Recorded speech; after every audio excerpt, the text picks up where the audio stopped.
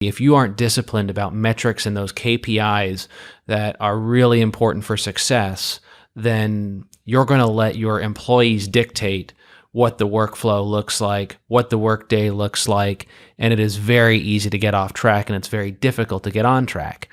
One helpful exercise, which probably would be a little embarrassing for the group, would possibly to ask everyone to grab their phone and hold it up and look at the screen time that they've been using, and look at the average amount that they're picking up that phone on a daily basis, and the time spent on what type of apps.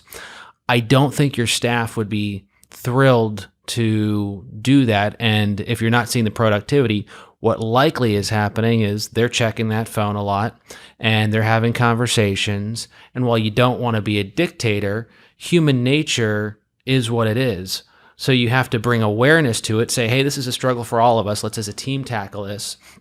But I don't think the answer is going away from outsourcing.